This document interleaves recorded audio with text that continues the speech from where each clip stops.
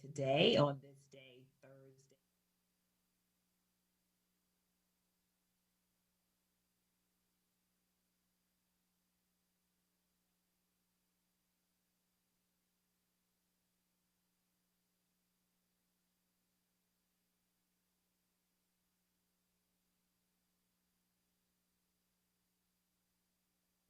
Good afternoon, and thank you for joining the Communications and Stakeholder Engagement Committee meeting today on this day, June the 17th.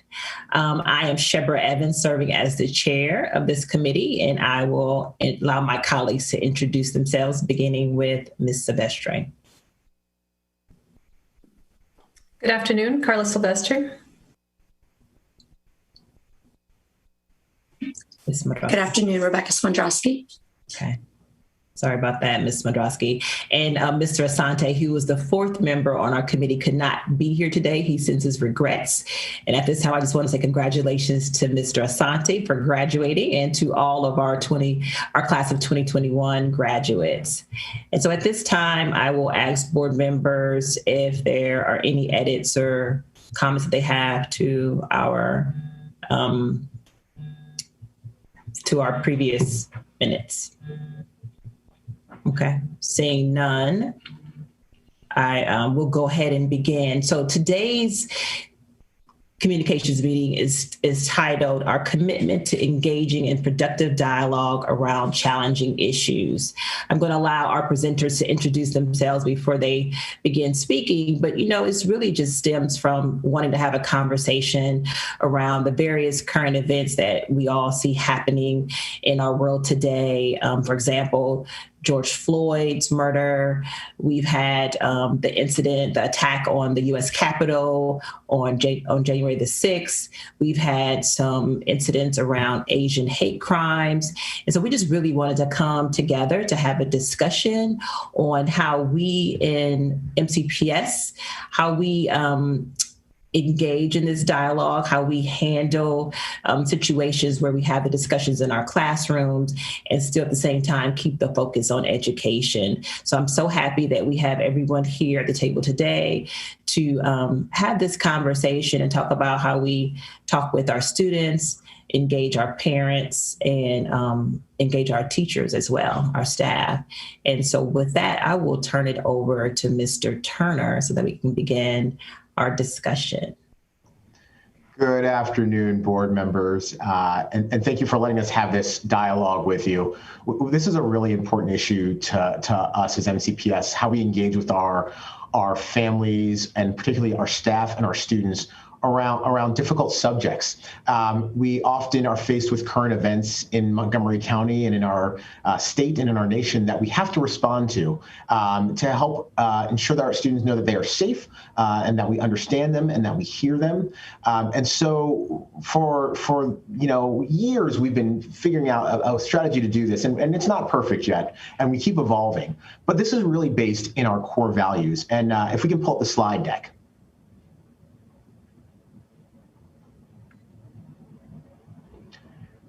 And as we're waiting for that, I think of our core value as our reals, our relationships, respect, equity, excellence, and learning. And next slide, please. Next slide. And so everything that we do when we are faced with a difficult topic, a controversy, is really based on our core values as a school system that I just enumerated. And these core values are codified in board policies. So next slide, please.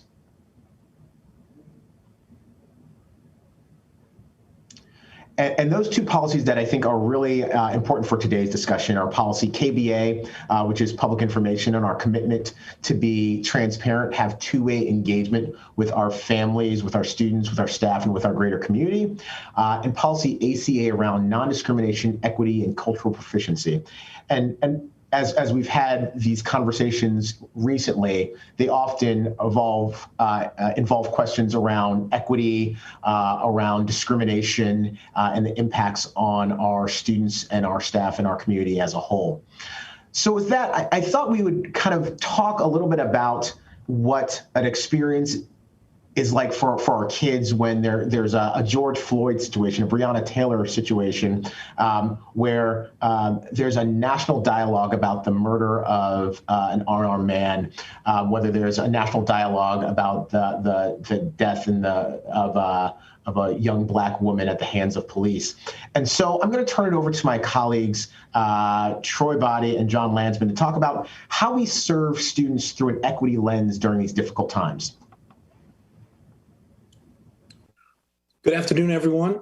I'm John Landsman. I'm the coordinator in the Equity Initiatives Unit. And Troy and I are going to go over a few different ways that we support staff, students, and families to engage in these kinds of dialogues when these issues and when these challenges come up. And we're going to talk about a few different things. We're going to start by talking about the Equity Matters newsletter. And actually, if you wouldn't mind putting that slide back up one more time, the slide deck, and go to the next slide.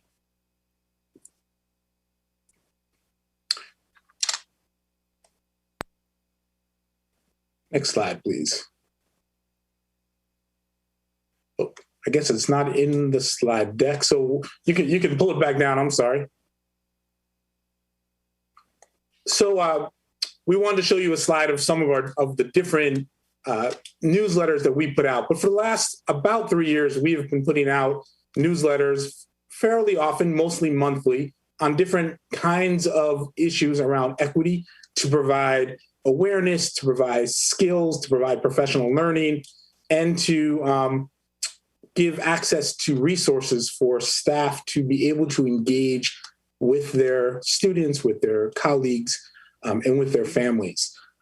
After George Floyd was killed, this newsletter took on more prominence.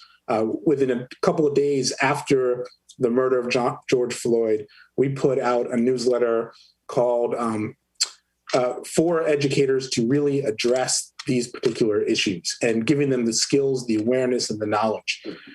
We wanted to highlight one particular edition that we put out late in March, a few days after all the news around the anti-Asian violence and hate. We put out a newsletter, again, on helping staff get background knowledge on what was happening around anti-Asian hate and violence, the history of that in the United States, how students and families were dealing with issues right now, and what were some of the tools and skills that they needed, staff would need, to continue to engage with their students and their staff. And we worked with community partners, we worked with content specialists, we worked with professors, all within a couple of days, just to get something out that would really be meaningful for our staff. With that, I'm going to turn it back over to Troy, and he's going to take you to the next part. So good afternoon, everyone. So as an extension of our newsletter, because part of the work, particularly pulling from the ACA policy, is around providing education, building awareness, and helping guide people to responding in a manner that meets the needs of our students, staff, and community. And so during COVID, we began to play around with an extension of our Equity Matters newsletter by creating Equity Matters dialogues. So these were hour-and-a-half sessions that we opened up to staff to engage in various content that either pulled directly from the newsletter or were timely. So after the George Floyd incident last year, we had a session on anti-racism and what that is, what it looks like in practice, and we've had several since then. We've also had discussions where we went virtually. How can we be culturally responsive in a virtual environment? We also talked about, we had a special session on AAPI hate and the violence that that particular community has experienced this past year and historically. And so what these Equity Matters dialogues do is create that space for community building and collective learning. So we give a little content and then create lots of space for our staff to converse, dialogue, and brainstorm solutions to some of these big ideas that we're all confronted with, whether it be in schools or our offices. And so I'm going to turn it back over to John to talk about some of the other ways in which we support staff and students. One program that we have in the Equity Initiatives Unit is called the Study Circles program. I know members of the board are aware of that. Many of you have participated in these dialogues. And this is a process to help create the relationships, the skills, the awareness, and the tools to be able to engage with each other around really tough issues. So the issues around what's happening in the world, around racism, around current events, we need to provide the skills and the structures and the relationships for students, staff, and families to be able to engage in those conversations. And that's what the Study Circles program does. We have several different formats, from staff talking to staff, staff working with families in different languages, and also students speaking with staff and each other. And so many schools, high schools, middle schools, and we have an elementary school format as well, are engaging in these kind of conversations.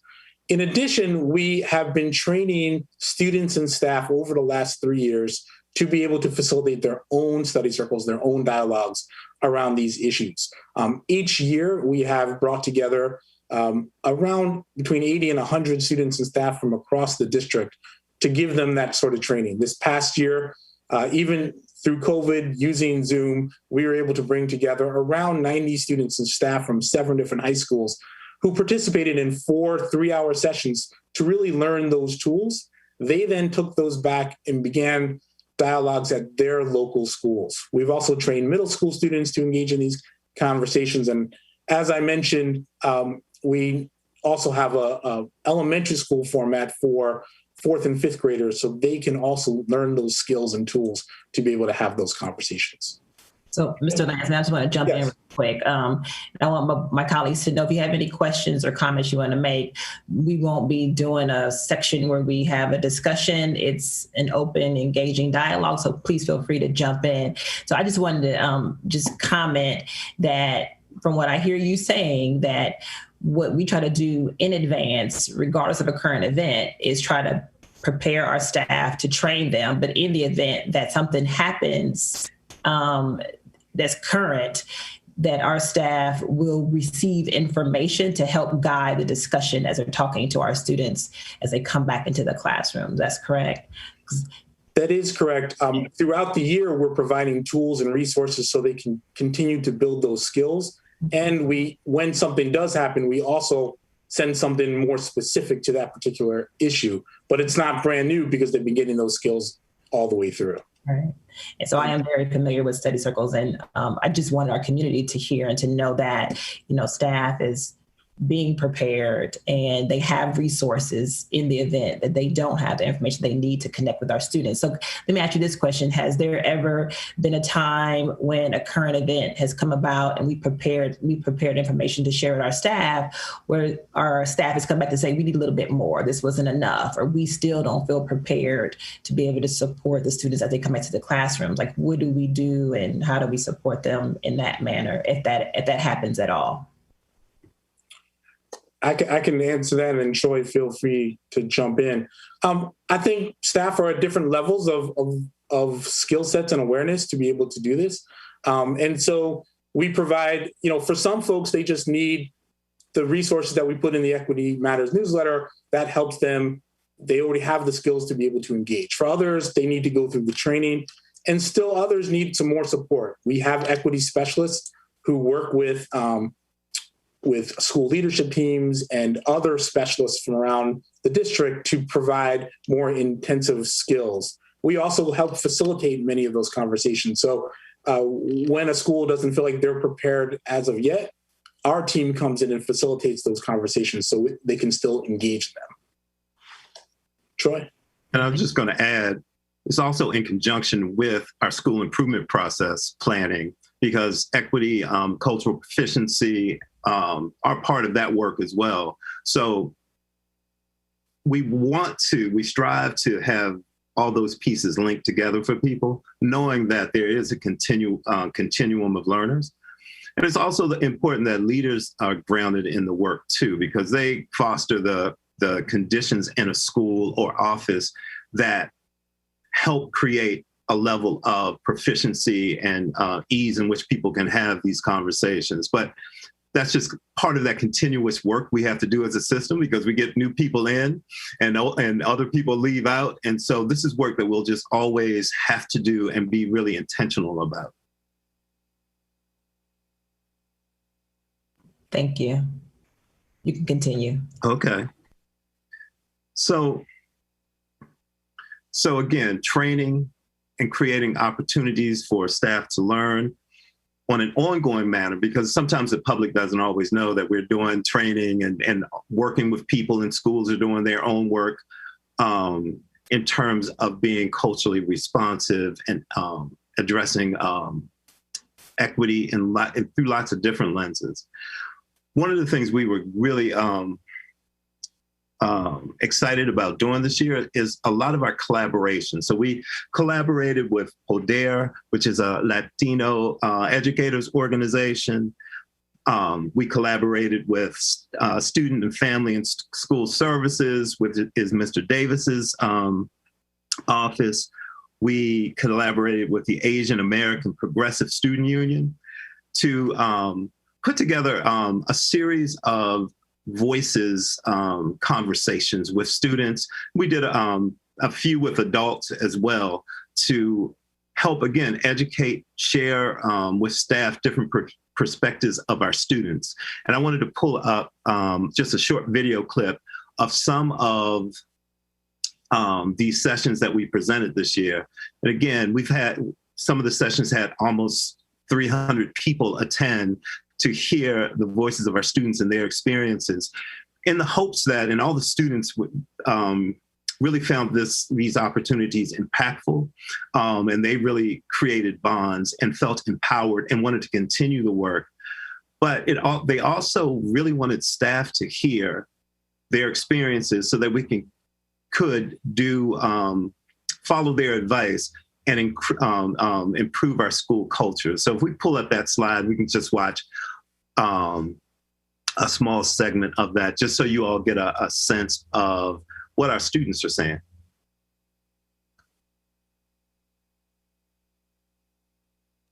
She migrated to the United States. She, learned how to write, read herself. She's learning how to speak English herself, because that's very important in this country to succeed. And that stereotype just it enrages me that Hispanic parents don't care about their kids' education, because my mom sees that I have so many opportunities in this country, and she knows, and she doesn't want to take that for granted. I am a first-generation student. I am going to be the first person to graduate high school from both sides of my family. And, I just feel like that's really important to hear.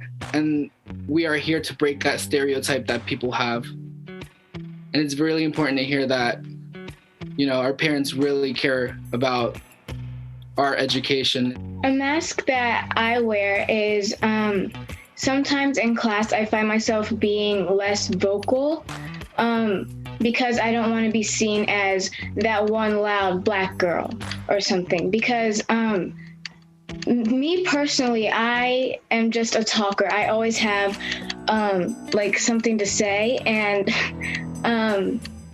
sometimes I feel like I'm holding myself back because I don't want to be seen in a certain way, and I don't want people to have these preset ideas or stereotypes about me, and I don't want them to think that they're true. So I find myself putting on that mask of refraining from saying things.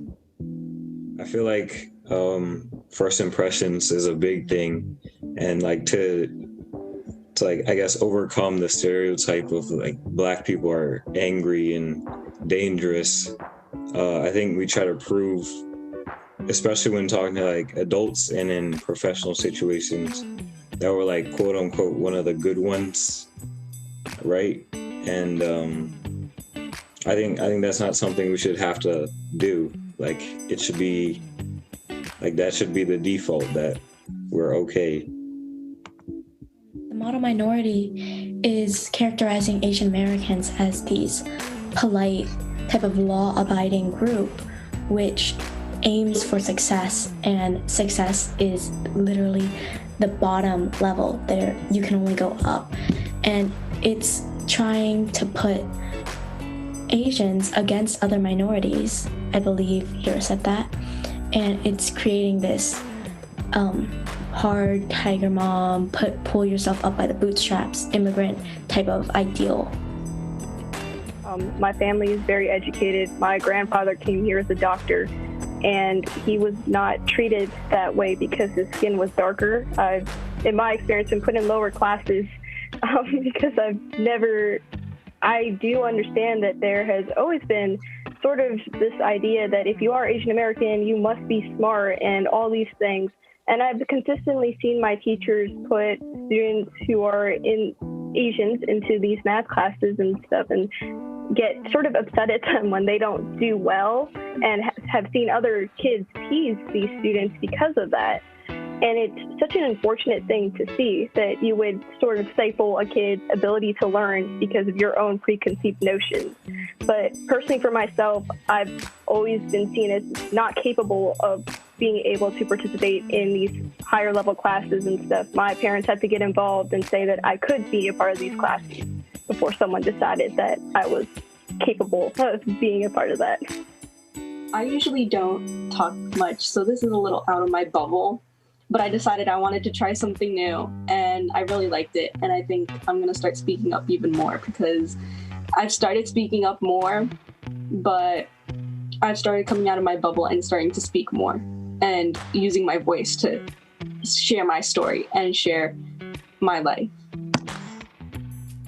Leave an open discussion, not leave an open discussion, but like just allow for open discussion during office hours and stuff, for kids to come and talk to them about their experiences about being an Asian American, because I think that would really help for some kids to have someone they trust to talk to them. I'd want to say, teachers, don't wait for us to go and tell you something. Try to be proactive instead of reactive. Try to consider our feelings instead of waiting for us to say, hey, there's something huge happened to our community. Can we please talk about it? Although I did not have my best high school experience, I want to make sure that as a senior, I'm leaving, that my sister and her friends and every other freshman or underclassman or junior is able to have the high school experience that I was not able to gain. So I just want to make sure that I'm paving a way for people that come after me to sort of have the experiences that I was not able to have. So those are just some snippets from the forum we did with Latino students, African American students, and Asian American students this past year. And again, it's that idea of thinking about the work proactively. So how are we always building people's knowledge and skills? So when things happen, they're able to respond in a way. It's about being responsive, and what we do when things happen, and how do we respond, and how do we continually improve there? And then how do we restore after harm has happened in the community? And so part of what we've done with these video clips is we include them in Equity Matters, our newsletter, so that schools can, again, bring in student voice and other perspectives into their conversations as they talk about school culture and teaching and learning. And so that's kind of, in summary, those are some of the things in which the Equity Unit does in order to, again, help people be proactive, reactive in some situations, and then restorative in others. So I'm going to turn it back over to Ms. Evans or Derek, if you all have any questions. Well, thank you for that. It was really powerful to hear from our students. And I always try to have a glass half full type of attitude. And so what I do feel like is, as a result of some of the very disturbing events that have happened over the last year, I do feel like it has allowed us to be able to connect with the various groups that have been, I want to use the word violated, but who have had some issues where they've had to deal with racism or social injustice, to be able to have those conversations. I know at the end of April, MCPS educators had a listening tour with our Asian American Pacific Islander students. They had a panel discussion, and I feel like various groups that we have in our school system, McCaskey, the Hispanic Alliance, that everybody has been trying to educate everyone on their culture, their experiences, so that everyone could, in some way learn a little bit more about one another and just have that knowledge. So I think that that's been the good thing, that we've been able to have multiple conversations with our students and with our community members to be able to engage better with them. I don't know if my colleagues had any comments or questions that they wanted to ask. Ms. Mandrosky, Ms. Silvestre. Yes, thank you, Mr. Body. So you said the work involves ongoing professional development so that we are prepared to deal with myriad of challenges that come our way. Reactive when something does happen all of a sudden, has national attention or a close connection. And then the third was restorative. Restorative. Oh, healing. Yeah. So yeah, so, go ahead. No. Just trying to frame it through. This is just a nice way to frame the work to make all the connections, because you have to do all those things at once. I'm sorry for interrupting you. No, it just seems like so much is happening, and we're bombarded with news media, and our kids see things that come up in their news feeds, and it's just hard to keep up with the latest injustice. And so I appreciate the work. I just am concerned about, how do we take it to scale? So how many teachers actually open that newsletter? Mm-hmm. How many study circle kids do we actually reach? And I know then they move on and graduate, and we have a new pool. So, what is the role of the classroom teacher when something horrible happens, God forbid, this weekend, and the kids show up on Monday asking questions? What are they professionally ready to take on that conversation? Do most of us avoid it because we don't feel prepared? Those are just all the kind of questions that are going through my mind. And just to scale, how do we take it to scale so that it's not just, if you're lucky that you have a teacher that feels comfortable taking this on in the classroom versus, having a workforce that, and I know that's what we're working towards, right? But, right. And I do believe that, going back to earlier when I said it's like leadership too. It's like, how do we create those spaces where even if I don't feel comfortable, there's someone else in the building, maybe the staff development teacher, maybe a team member that I can work with.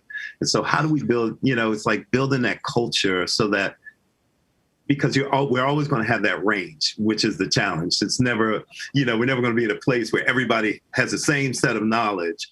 So, but how do we operationalize that, knowing that all school systems have turnover, new people come in, they leave out. And so how do we maintain that core that supports our core value around equity so that we're always maintaining space and the knowledge and skills to be able to do that? That's the challenge and the beauty of it all. So we have to, be persistent, but what do we put in place systematically as we learn more, as we encounter more, that then almost sets it up so it's automatic? I spoke with a group of identity parents yesterday, and one of the moms made a suggestion. She said something horrible had happened in the neighborhood, and we offered support for any families that wanted their child to speak to a counselor or psychologist. And she said that's nice, but very few people actually raise their hand and say, my child needs to talk to someone. So her suggestion is, how do you build it into the school day or in the classroom so that it's not if mom took the initiative to call school to set up some time for you to talk, but really just making it, hey, something horrible happened in our community, school community. We need to talk about this. So I thought that was a really good suggestion. And that's a local incident, not to mention all the national stuff that we have to filter. We would spend all our time processing what's going on in the news. And the thing is, how do we make it just part of the process? So it doesn't have to be this big event, but just these are conversations that we have and engage kids in. And there are clips in the video. All the student groups basically said a variation of what you said. It's like, sometimes some teachers talk about it and talk about things and engage us, and then oftentimes they don't. And so that is something that as a system we have to continue to really dive into and figure out, again, how do we put those systems in place to address those things? And that has definitely been a learning over the last several years. There have been a few incidents at elementary schools, and we had concerns that the elementary school students wouldn't know how to raise their hands and engage with the counselor to address their concerns. So we actually had a push-in model where staff was going into each classroom and having those discussions, and we found that was relatively effective at the elementary level, where the idea of raising your hand just doesn't seem like something you're going to see a lot. So being proactive in that model. I just, as we have this conversation, I just kind of wanted to pivot to the piece around, we've talked about the social emotional well-being of our students, but that has to be based in our core value of learning, and around the academic piece, and what's our responsibility, especially around controversy and current events, to have our students to become thinkers and strategic thinkers about the events that are going on in our world. So I'm going to turn it over to my colleague, Nikki Hazel, to talk about what the curriculum experience is and supporting staff and students when events happen. Yes, thank you. I think the last conversation was a really great segue into talking about the work of curriculum. We have definitely made it our priority, our goal, to not just talk about current events when something tragic happens, but that we allow our teachers the time to have those conversations on a regular daily basis. Particularly in middle and high school, it happens more frequently, and we're working through how we make that happen at the elementary school level. But one of the things what really drew us to the Study Sync curriculum in middle school, the literacy curriculum, was the fact that they keep up with the current events that are taking place in our country, and we also are adding those current events that are taking place locally. And our social studies team is also on a regular basis, we have a guidance document for our teachers that includes daily updates on current events that are taking place. And the teachers have access to news articles and relevant resources that they can use right on the spot. Our goal is to make sure in a very quick manner that we have vetted those resources. We want to ensure that those resources don't have bias in them, sometimes having multiple perspectives. We don't want to give our students the impression that we have a perspective necessarily, but that we are simply giving them the critical information they need to make their own decisions and to be those critical thinkers. And so that's a part of the ongoing process that we have taking place, certainly in middle and high school, and we're working to make that happen at the elementary level.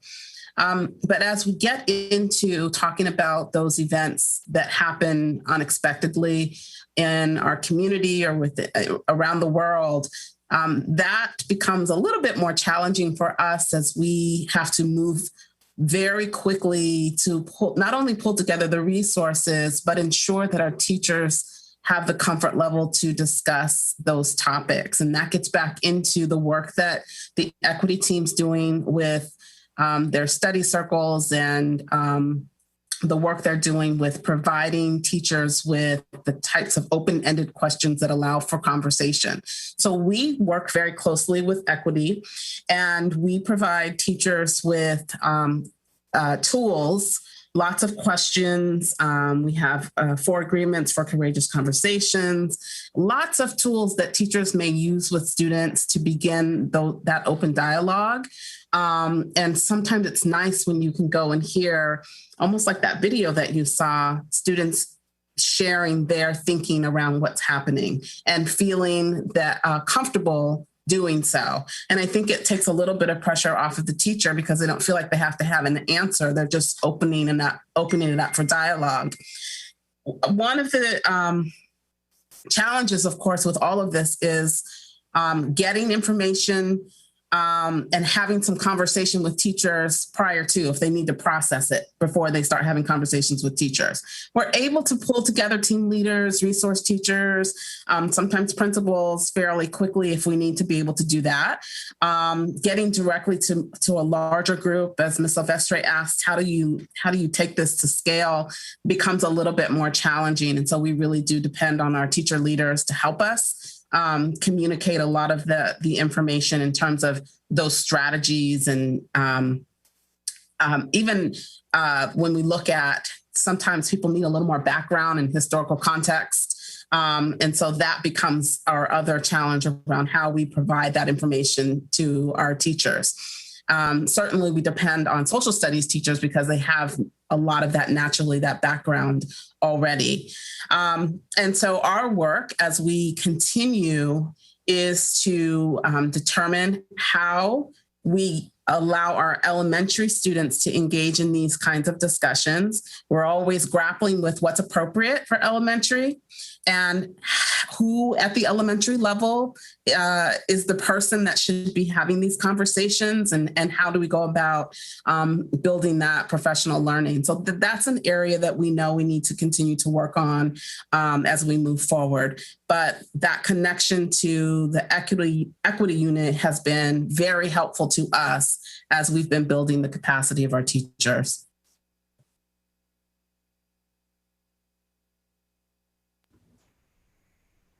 Any comments, questions from Ms. Silvestre, Ms. Smodrowski?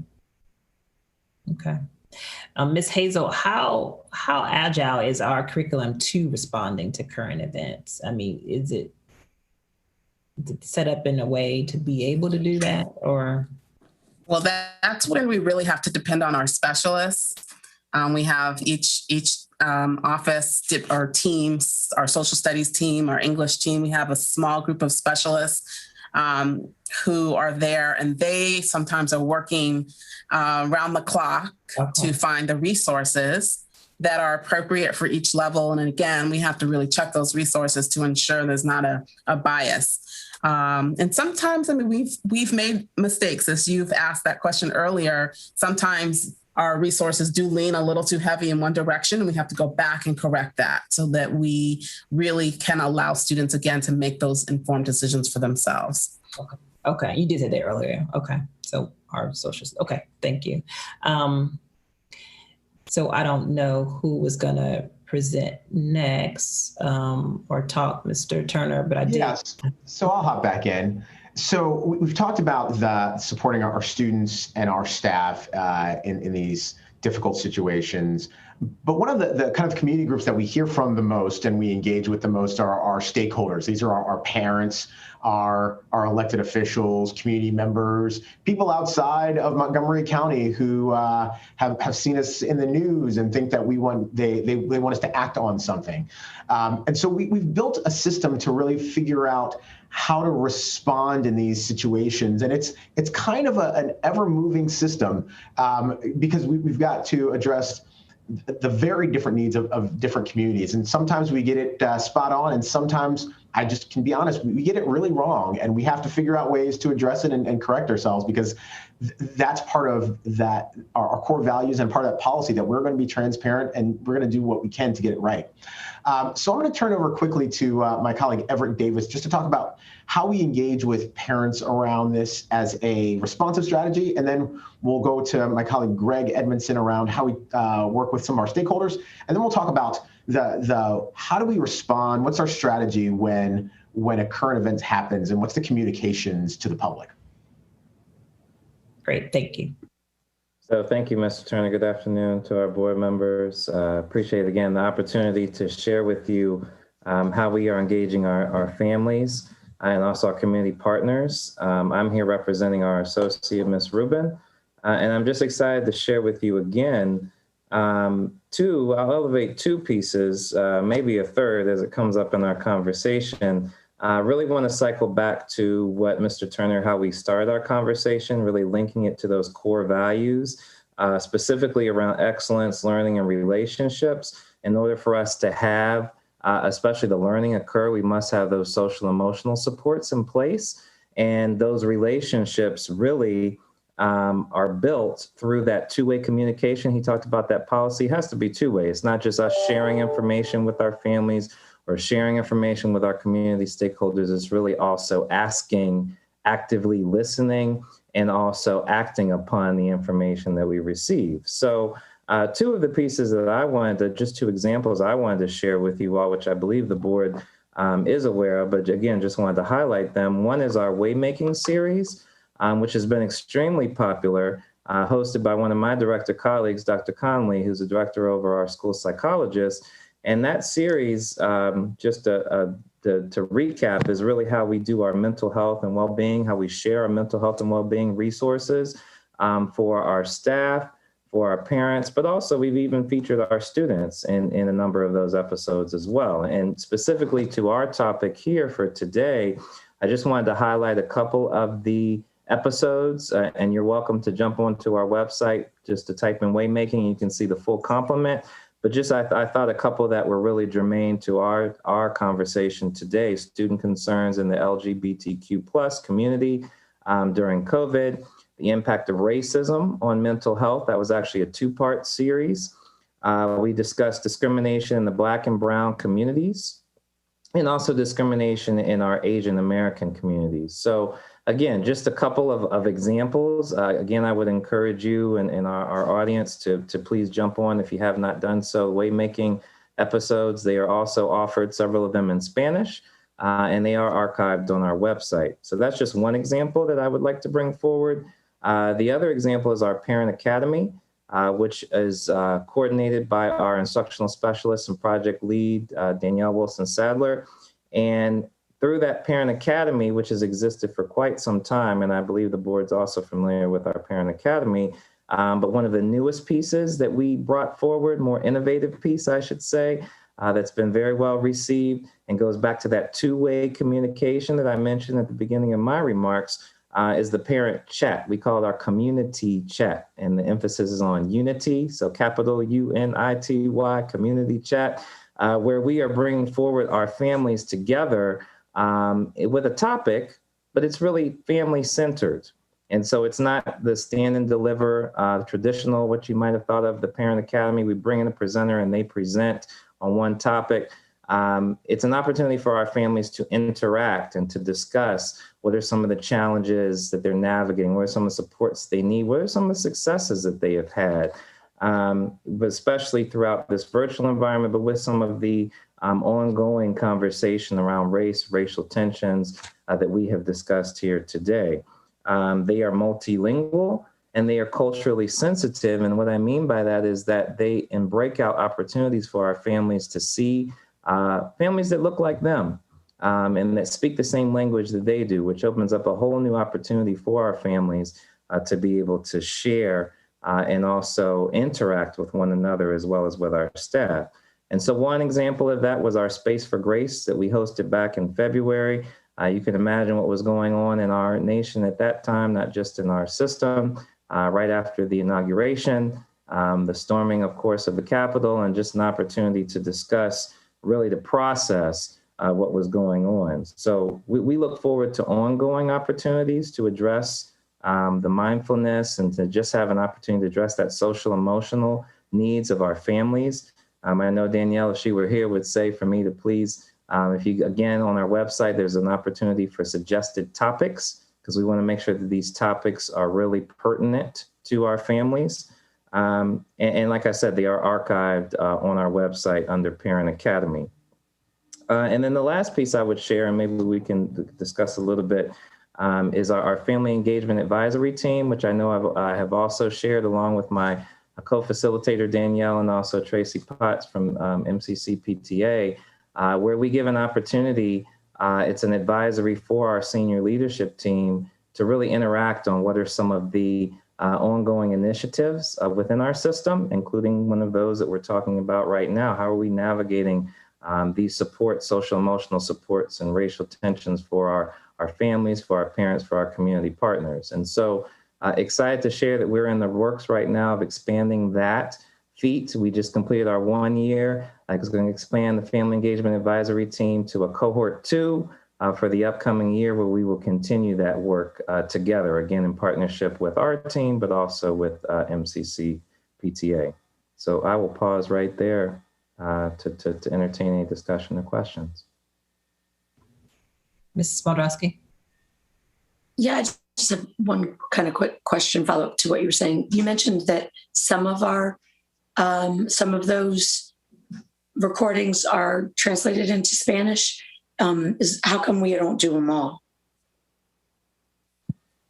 And I know. And how do we notify families which ones they might want to watch? And I know that we are making strides to increase our offerings in Spanish. That has been ongoing work in progress.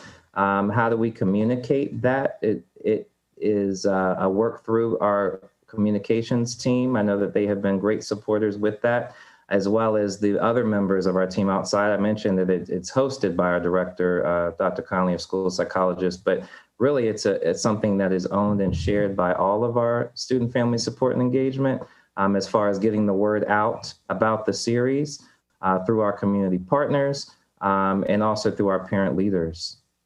So that is both of those are ongoing works. We not a fully baked product or I have arrived by any means.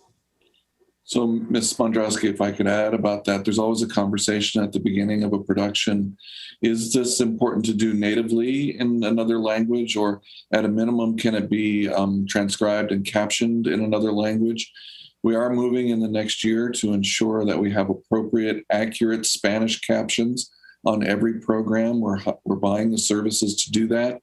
And to the extent that it's appropriate and that we can do it, we're trying to do more natively in Spanish. It takes, as you can imagine, resources and people, and it depends on the participants involved. Do we have the right people who can natively speak those languages and talk about the subject? So we recognize the deep need for that, and we attempt to do so more and more, and we'll continue to do so in the coming year.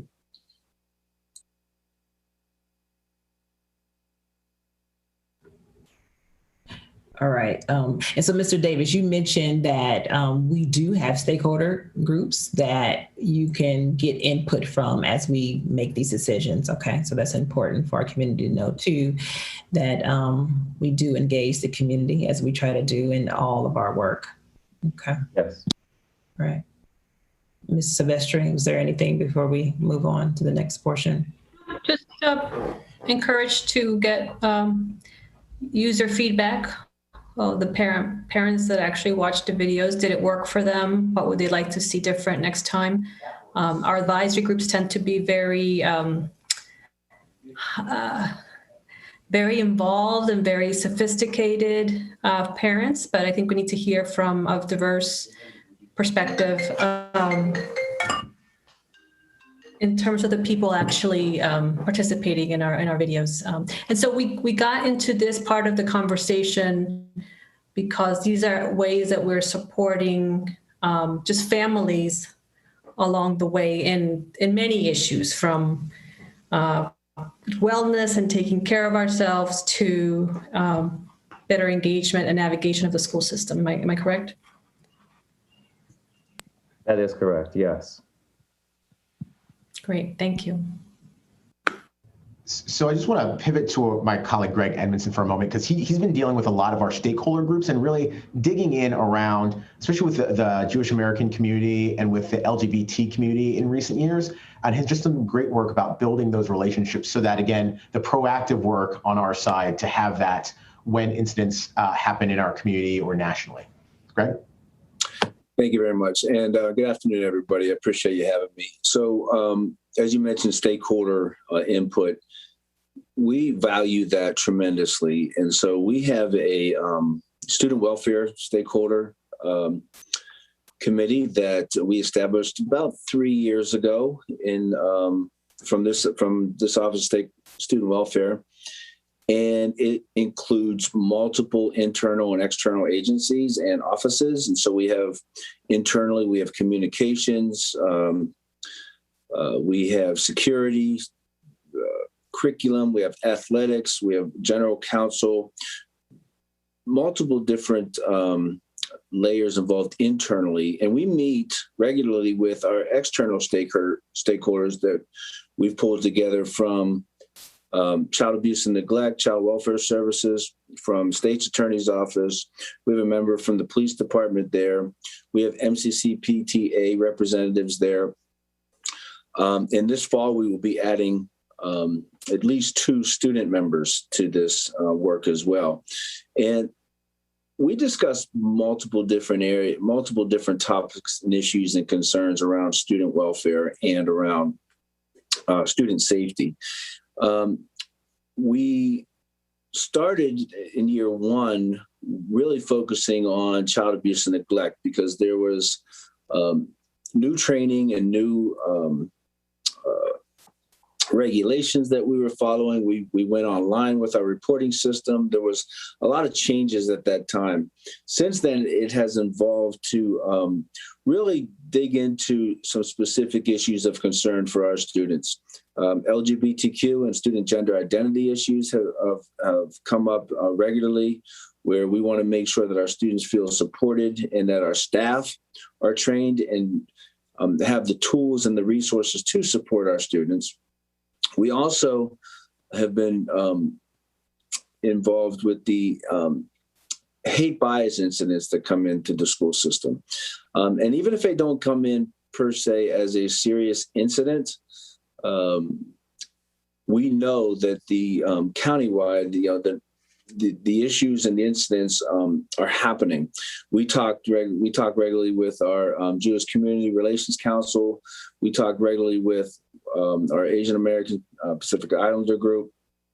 About 1.5 years ago, there was an uptick prior to COVID in some of our schools with regards to hate bias incidents. And so Mr. Body and I met with Dr. McKnight and other members of internally and started to develop what we now have as a hate bias protocol, where we provide to our schools specific guidelines, both with regards to regulation and policy and how we need to document the situation, but also, as Mr. Body talked about earlier, the restoration of an incident within a school or a community, and as well as making sure that our students are supported. And so we'll meet regularly.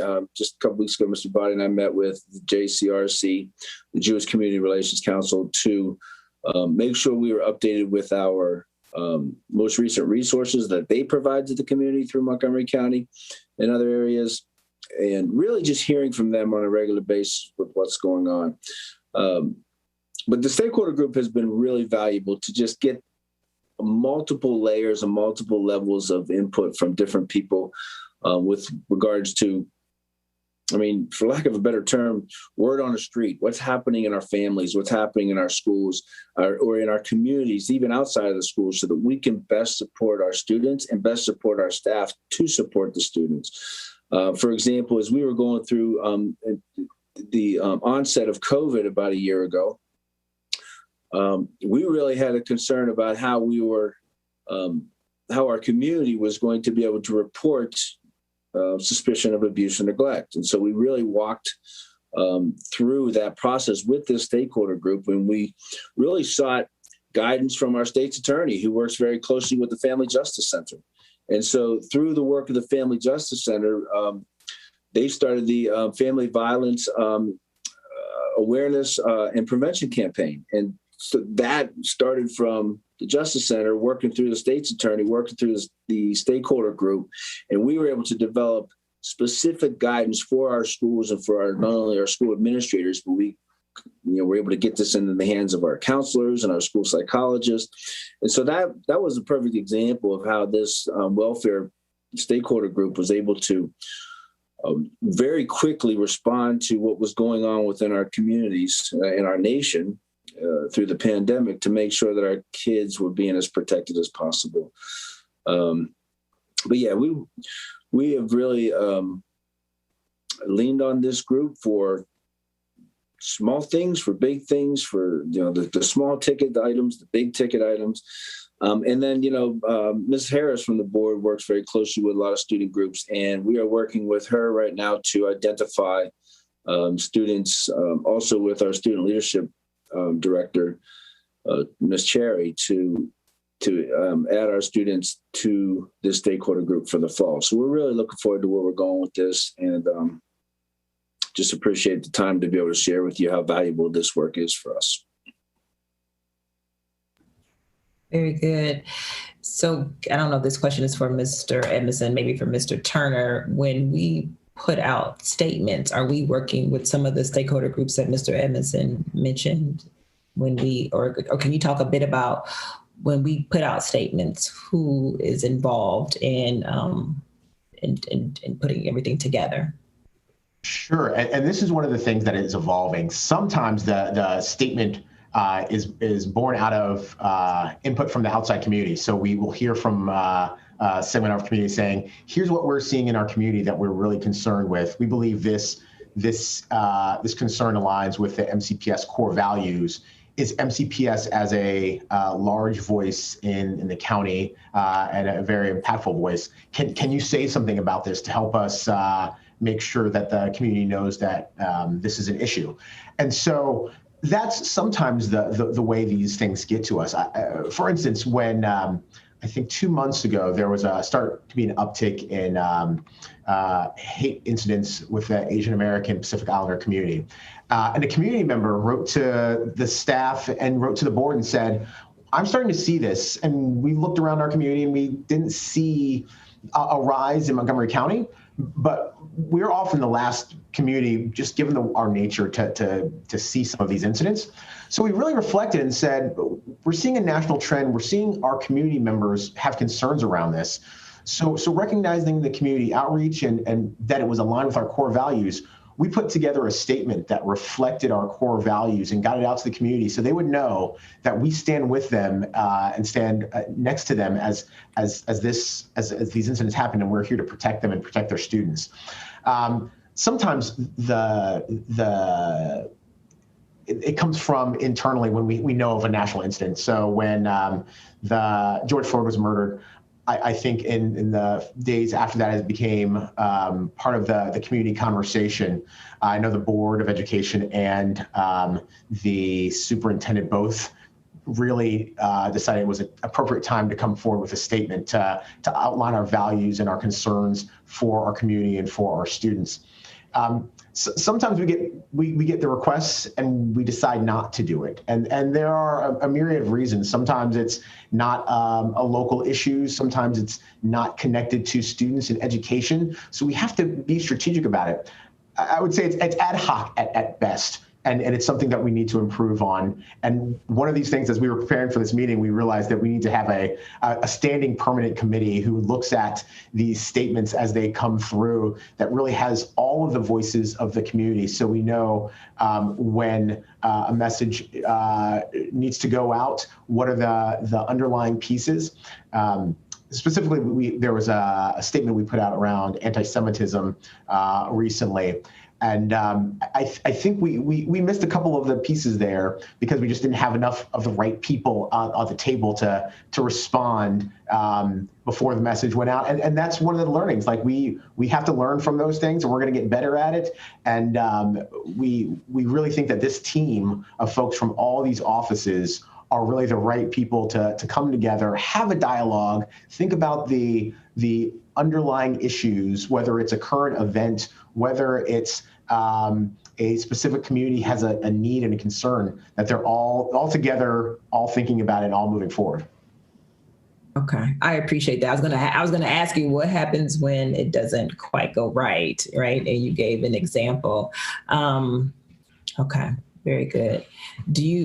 And so that's good for the community to hear that we're gonna pull together a group of people, and at that time, maybe everybody that could have come together, did not in that particular statement.